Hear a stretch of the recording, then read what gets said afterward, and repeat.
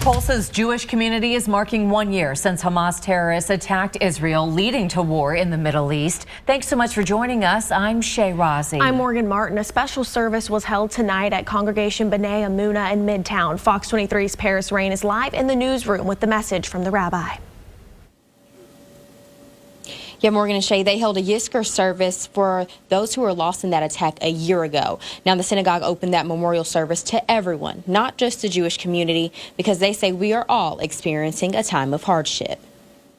No one controls how loss and grief happen for themselves in their lives. And so we want, if there are people who are grieving and mourning, if there are people who are feeling the power of this day, again this year, we want to make sure that there's space for community members to gather.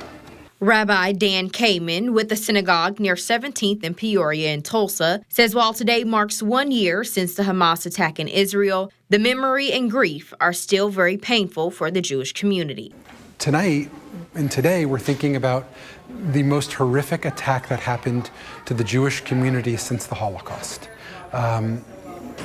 There's no moral equivalency in that conversation. The synagogue held a Yizkor service Monday night to remember those lives lost during the attack at the Nova Music Festival. Thousands were killed and hundreds were taken as hostages. I think it's important that we're gathering. It's important that we're thinking about names as individuals because, again, this was both an individual tragedy, but it was also a communal tragedy. People's sense of safety and security, not only on the southern border in Israel, but in Tulsa, Oklahoma, were affected by the events that unfolded a year ago. The synagogue did not allow cameras inside the service, which included readings, music, and they recited more than 1,000 names of those who were being remembered. Our main goal is to create a ritual space within the framework of the Jewish tradition to mark the anniversary of the loss of these individuals.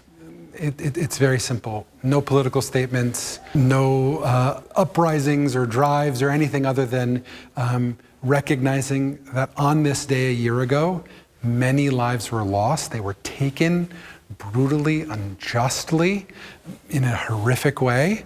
And we want to hold those people's memories in our hearts. I also spoke with the executive director of the Jewish Federation of Tulsa on how this is still impacting the Tulsa Jewish community.